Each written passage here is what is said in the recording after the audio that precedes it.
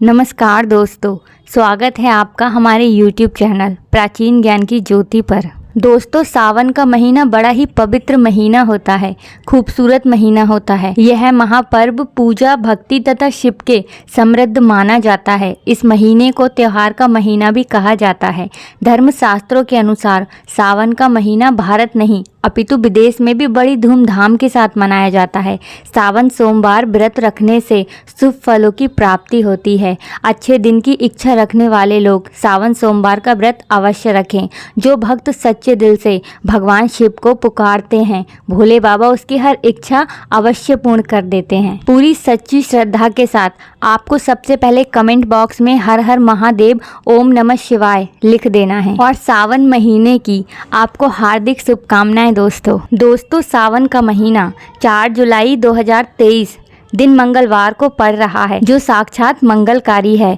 आप भगवान शिव की पूजा अवश्य करें। दोस्तों, 4 जुलाई से शुरू हो रहे हैं सावन माह। इस बार शिव जी अधिक कृपा बरसाने वाले हैं, क्योंकि इस साल सावन में 4 नहीं 8 व्रत आपको रखने हैं। कहने का तात्पर्य है कि शिव जी की भक्ति के लिए इस बार भक्तों को 4 व्रत अधिक मिलने वाले हैं। इसमें 4 सोमवार व्रत और 4 सावन अधिक मास व्रत सावन मास में। दोस्तों, बता दें, पुरुषोत्तम मास की वजह से इस बार 4 नहीं 8 सोमवार के व्रत किए जाएंगे। पहले सोमवार का व्रत 10 जुलाई, दूसरे सोमवार का व्रत 17 जुलाई, तीसरे सोमवार का व्रत 24 जुलाई, चौथा व्रत 31 जुलाई, पांचवा व्रत 7 अगस्त, छठा सोमवार का व्रत 14 अगस्त तथा 7वां सोमवार का व्रत 21 अगस्त और 8वां सोमवार व्रत 28 अगस्त को रखा जाएगा। ऐसे में इस बार सावन पूरे 2 महीने तक रहने वाले हैं, यानी कि 58 दिन, न कम न ज्यादा। भगवान भोलेनाथ आपके घर में स्थायी रूप से वास करने वाले हैं, तो ऐसे में दिल खोलकर भगवान शिव की उपासना और भक्ति में लग जाइए। आपको बता दें कि यह शुभ संयोग पूरे 19 साल बाद पड़ा है। जी हाँ दोस्तों, सावन का पहला सोमवार कब है? सावन के महीने का पहला सोमवार 10 जुलाई को पड़ेगा। इस दिन व्रत अवश्य रखें। भगवान भोलेनाथ आपकी सभी मनोकामनाएं अवश्य पूर्ण करेंगे। दोस्तों, सावन की समाप्ति होगी 31 अगस्त को और रक्षाबंधन का त्योहार मनाया जाएगा 23 अगस्त बुधवार के दिन। सावन की समाप्ति होने से एक दिन पहले रक्षाबंधन का पर्व मनाया जाएगा। लेकिन क्या आप यह बात जानते हैं कि सावन के पवित्र महीने में 5 गलतियां नहीं करनी चाहिए। भगवान भोलेनाथ को 3 चीजें सोमवार के व्रत में नहीं चढ़ाना चाहिए। साथ ही साथ 3 महिलाओं को सावन का व्रत कभी नहीं करना चाहिए, क्योंकि इससे घोर पाप लगता है, घर बर्बाद हो जाता है। तो चलिए जानते हैं दोस्तों, सावन में कौन कौन सी गलतियां करने से शिव जी नाराज होते हैं। दोस्तों, ये भी जान लेते हैं। बता दें दोस्तों, सावन के पवित्र महीने में सुबह जल्दी उठना चाहिए, नहीं तो शिव जी नाराज हो जाते हैं। दोस्तों, सावन के महीने में हरी सब्जियां दूषित हो जाती हैं, इसलिए देखकर ही खाना चाहिए, क्योंकि इसमें कीड़े वगैरह हो जाते हैं जो आपके मुंह में जा सकते हैं और आप बीमार पड़ सकते हैं। आपके मुंह में जब कीड़े जाते हैं तो आप किसी भी प्रकार से बीमार हो सकते हैं। सावन में बैगन खाने से भी बचना चाहिए, क्योंकि कहा जाता है कि भगवान शिव जी इससे नाराज हो जाते हैं। इस पवित्र महीने में पति पत्नी को दूरी बना करके रखनी चाहिए। दोस्तों, बता दें कि सावन के पवित्र महीने में घर में रोना धोना नहीं चाहिए, बल्कि आपको हमेशा खुश रहना चाहिए, क्योंकि इससे भगवान शिव बहुत प्रसन्न हो जाते हैं और वह आपको माला माल कर देते हैं। दोस्तों, सावन के पवित्र महीने में गलती से भी मांस मत खाना, मदिरा मत पीना, नहीं तो बता दें दोस्तों, आपको बहुत ही पाप लगता है। और सावन के पवित्र महीने में आपको लहसुन और प्याज का भी सेवन नहीं करना चाहिए, क्योंकि सावन के पवित्र महीने में लहसुन प्याज खाने से भी पाप लगता है और व्यक्ति को नरक जाना पड़ता है। घर में किसी भी सदस्य की चुगली आदि नहीं करनी चाहिए और घर में किसी भी प्रकार की नफरत नहीं फैलानी चाहिए। दोस्तों, घर में साफ सफाई का बिल्कुल ध्यान रखना चाहिए। सुबह जल्दी उठना चाहिए और रात में जल्दी सो जाना चाहिए। दोस्तों, सावन के पवित्र महीने में नाखून और बालों को भी नहीं काटना चाहिए, क्योंकि इससे भी व्यक्ति को पाप लगता है और भगवान शिव जी क्रोधित हो जाते हैं। सावन के महीने में मीठा बोलने वाला व्यक्ति भगवान शिव की कृपा कृपा पा लेता है वह व्यक्ति जल्दी ही करोड़पति बन जाता है, क्योंकि उसके सर पर भगवान शिव का आशीर्वाद बन जाता है। सावन में जितना हो सके गरीबों की सेवा करें, भंडारा कराएं, गरीबों में कपड़े आदि बांटें। भगवान शिव उस व्यक्ति को पल भर में धनी बना देते हैं। सावन के इस पवित्र महीने में गरीब को खाली हाथ कभी न जाने दें। और एक बात दोस्तों, जितने भी पालतू जानवर होते हैं जो बाहर घूमते रहते हैं या जो भूखे होते हैं, उनको भी आप भोजन खिला सकते हैं या खाने की कोई भी वस्तु आप उनको खिला सकते हैं, क्योंकि इससे भी भगवान शिव जी बहुत प्रसन्न होते हैं। और दोस्तों क्या पता कि गरीब के रूप में या फिर उस जानवर के रूप में भगवान शिव हों। दोस्तों भगवान आपको किसी भी रूप में दर्शन दे सकते हैं। दोस्तों भगवान आपको किसी भी रूप में दर्शन दे सकते हैं और वह आपकी किसी भी रूप में परीक्षा ले सकते हैं। आगे आपकी मर्जी है दोस्तों। अब बता दें आपको कि चाहे कुछ भी हो जाए, लेकिन भगवान शिव के पास आखिरकार कौन सी ऐसी 5 चीज़ें हैं जो आपको नहीं रखनी है। जी हाँ दोस्तों, आपको बता दें कि वह 5 चीज़ें दोस्तों बता दें कि यदि आप इन 5 चीज़ों को रख देते हैं तो आपका व्रत टूट भी सकता है, व्रत खंडित भी हो सकता है, आपको पाप भी लग सकता है। इसलिए यह 5 चीज़ें गलती से भी नहीं रखनी है, नहीं तो आपका व्रत टूट जाएगा। दोस्तों शिव जी जो होते हैं वह नाराज़ हो जाते हैं। चलिए दोस्तों अब जान लेते हैं कि वह कौन सी चीज़ें हैं। दोस्तों बात करते हैं पहली वस्तु की। जी हाँ, नंबर 1, जहाँ पर भी शिवलिंग हो या फिर महादेव की कोई प्रतिमा हो, वहाँ पर आपको भूल कर भी चप्पल जूते नहीं ले जाने हैं। दोस्तों जरा सोचिए कि जब आपके कमरे में कोई चप्पल लेकर के प्रवेश करता है तो आपको कितना क्रोध आता है। इसी कारण महादेव भी आपसे रुष्ट हो सकते हैं और आपको मिलने वाला फल नष्ट हो जाता है। तो ऐसे में आपको मंदिर में नंगे पांव ही प्रवेश करना चाहिए, क्योंकि बता दें कि चमड़े की चप्पल हमेशा अशुभ होती है। इससे देव शक्तियाँ नाराज हो जाती हैं। दोस्तों अब बात करते हैं दूसरी वस्तु की। जी हाँ, बहुत सी महिलाएं होती हैं जिनको मासिक धर्म आ जाता है और कुछ महिलाएं ऐसी होती हैं जिन्हें इस चीज़ के बारे में ज़्यादा नॉलेज नहीं होती है या ज़्यादा ज्ञान नहीं होता है और वह पूजा पाठ कर लेती हैं। तो ऐसे वक्त में महिलाओं को घर के मंदिर में या बाहर के मंदिर में किसी भी तरीके से प्रवेश नहीं करना चाहिए, क्योंकि हमारे शास्त्रों में इसे वर्जित माना गया है। अगर कोई महिला ऐसा करती है तो इससे देव शक्तियाँ नाराज हो जाती हैं, तो इससे देव शक्तियाँ क्रोधित हो सकती हैं, नाराज हो सकती हैं। तो ऐसे समय पर शिवलिंग को छूना घोर पाप के बराबर होगा। तो ऐसे समय पर आपको पूजा में किसी भी तरह से सम्मिलित नहीं होना चाहिए और ऐसे वक्त पर आपको तुलसी जी में भी पानी बिल्कुल नहीं डालना चाहिए। अगर कोई व्यक्ति ऐसा करता है तो तुलसी जी का पौधा मुरझा जाता है, सूखने लग जाता है। जब देव शक्ति नाराज होती हैं तो ऐसे में कंगाली और गरीबी, लड़ाई झगड़े होने लग जाएंगे। तो ऐसा कभी मत करिएगा दोस्तों। अब बात करते हैं नंबर 3। जी हाँ, शास्त्रों में बताया गया है कि जहाँ पर शिवलिंग होता है वहाँ पर सभी शक्तियाँ सक्रिय रहती हैं। यदि घर में भी होता है शिवलिंग तो वह व्यक्ति महादेव की कृपा सदैव पा लेता है। वास्तु के अनुसार शिवलिंग से हर वक्त ऊर्जा का संचार होता रहता है, इसलिए शिवलिंग पर जलधारा होनी चाहिए। दोस्तों वह ऊर्जा को शांत रखता है। कुछ लोग अपने घर में शिवलिंग तो रख लेते हैं, लेकिन वह 1 हफ्ते के बाद में ही जल चढ़ाते हैं, जो कि बिल्कुल भी अच्छा नहीं माना जाता है।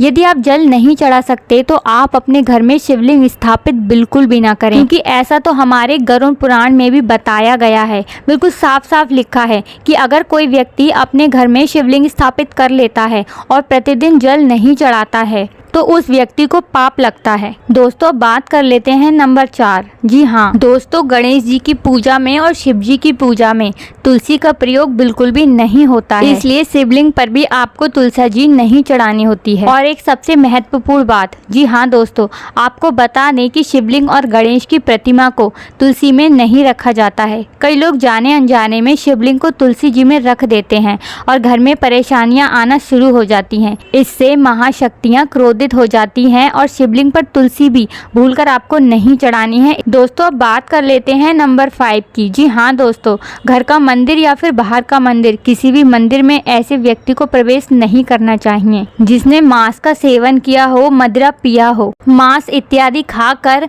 घर के मंदिर से भी व्यक्ति को दूर ही रहना चाहिए। दोस्तों जरा आप ही सोचिए, अगर आप मांस खा करके किसी भी मंदिर जाएंगे तो क्या भगवान आपसे कभी प्रसन्न हो सकते हैं? कभी नहीं। ईश्वर के सामने हमेशा नहा धोकर और पवित्र मन से ही मंदिर में जाना चाहिए, क्योंकि इससे सभी शक्तियाँ आपसे प्रसन्न रहती हैं। इसी के साथ दोस्तों, क्या आप ये बात जानते हैं कि सोमवार के व्रत में यह फल कभी नहीं खाया जाता। यदि आप गलती से भी इस फल को खा लेते हैं तो जीवन भर भगवान शिव के क्रोध का सामना आपको करना पड़ सकता है। आपका व्रत टूट सकता है। यहाँ पर आपके परिवार पर भी कष्ट आ सकता है। उधार मांगकर खाने से व्यक्ति का व्रत झूठा हो जाता है। ईश्वर की शरण में आने पर व्यक्ति को झूठ भी नहीं बोलना चाहिए, कर्ज नहीं लेना चाहिए, चुगली इत्यादि भी बिल्कुल नहीं करनी चाहिए।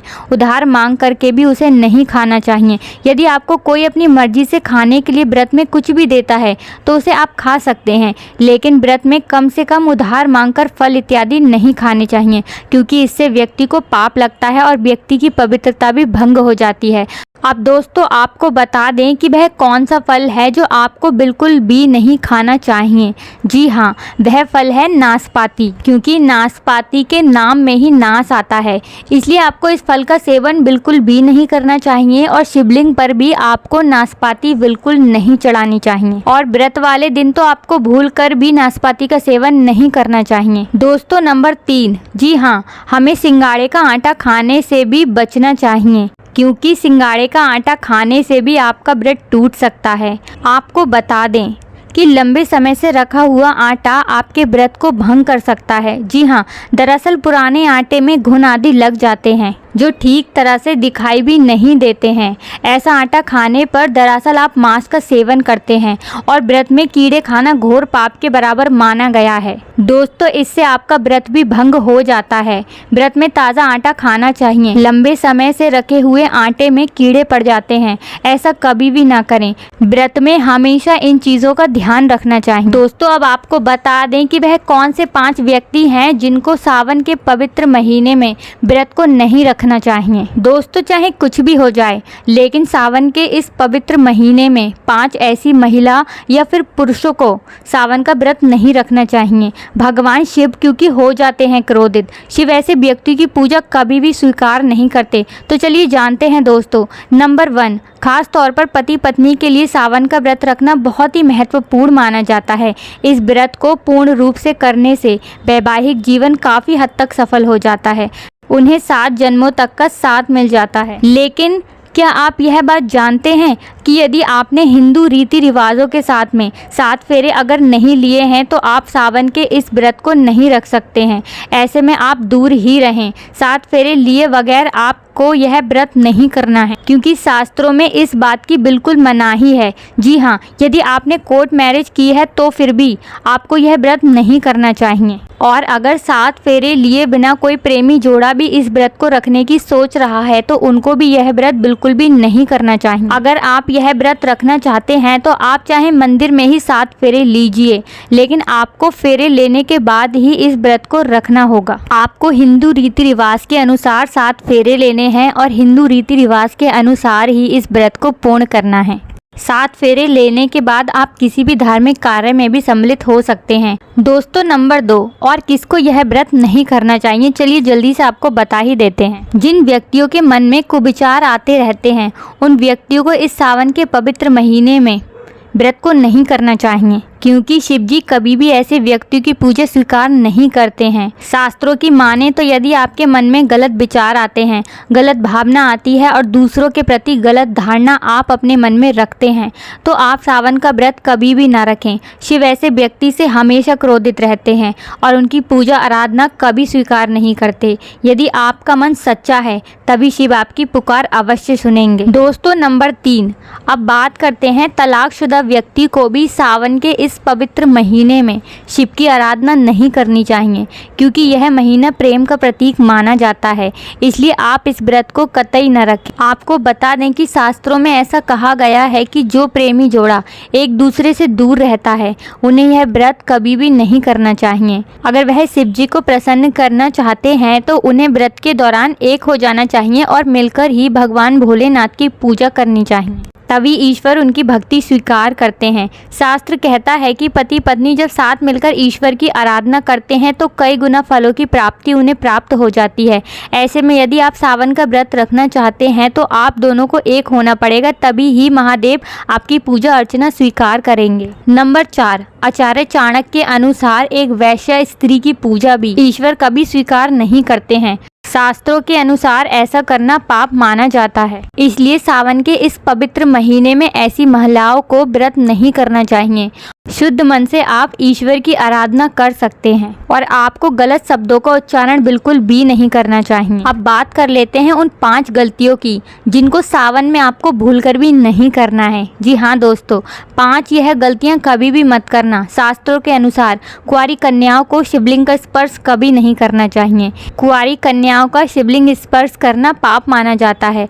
और दोस्तों, वहीं जिस व्यक्ति के मन में स्त्री के प्रति यदि गंदे विचार या फिर वह व्यक्ति गालियां देता है तो भगवान ऐसे व्यक्ति को नरक में भी स्थान नहीं देते हैं। ऐसे व्यक्ति को पूजा भी कभी वह स्वीकार नहीं करते हैं। दोस्तों, नंबर 5, यह गलतियां आप कभी भी मत करना। जी हाँ, सावन के महीने में यह गलतियां आपको नहीं करनी चाहिए। शास्त्रों के अनुसार कुंवारी कन्याओं को शिवलिंग का स्पर्श कभी नहीं करना चाहिए, क्योंकि इसे पाप माना जाता है। ऐसे व्यक्तियों की पूजा भगवान कभी भी स्वीकार नहीं करते हैं। नंबर 6, कुंवारी लड़कियां इस व्रत को अवश्य रखें। अगर पाना है महादेव जैसे गुणों का पति तो दोस्तों इस व्रत को कुंवारी कन्या रखें। खास तौर पर सावन में जब कोई कुंवारी कन्या इस व्रत को भली भांति पूरा कर लेती है तो मान के चलिए उसे महादेव जैसे पति की प्राप्ति अवश्य होती है। दोस्तों, आपको बता दें कि सावन के इस पवित्र महीने में यदि किसी व्यक्ति को ये 5 संकेत मिल गए तो समझ लीजिए महादेव आपसे बहुत ही प्रसन्न हैं। वह अपनी कृपा आप पर बरसा रहे हैं। तो चलिए जल्दी से जान लेते हैं वह 5 संकेत कौन से हैं। दोस्तों, आगे बढ़ने से पहले आपको बता दें यह वीडियो महासंग्राम है तो इसे आगे भी देखिएगा, लेकिन उससे पहले आपसे रिक्वेस्ट है कि वीडियो को लाइक करके चैनल को सब्सक्राइब ज़रूर करें और सच्ची श्रद्धा से हमारे महादेव का आशीर्वाद पाने के लिए कमेंट बॉक्स में हर हर महादेव जय शिव शंकर भी ज़रूर लिखें। दोस्तों, आपकी भक्ति से ईश्वर बहुत प्रसन्न है। कुछ संकेत आपको बता रहे हैं कि वह आपको धनी होने से कोई नहीं रोक सकता। दोस्तों, जब ईश्वर आपसे बहुत प्रसन्न होते हैं तो कुछ संकेत आपको मिलने लगते हैं और वह संकेत जब आपको मिलने लगते हैं तब आपको धनी होने से कोई नहीं रोक सकता। तो चलिए दोस्तों जानते हैं कि वह कौन से संकेत हैं। नंबर 1, बैल का दरवाजे पर आना। दोस्तों, नंदी महाराज भगवान भोलेनाथ के वाहन हैं। नंदी को भगवान शिव का द्वारपाल भी कहा गया है। नंदी महाराज को बुद्धि और ज्ञान का प्रतीक माना गया है। शिव के मंदिर के बाहर हमेशा नंदी महाराज विराजित रहते हैं।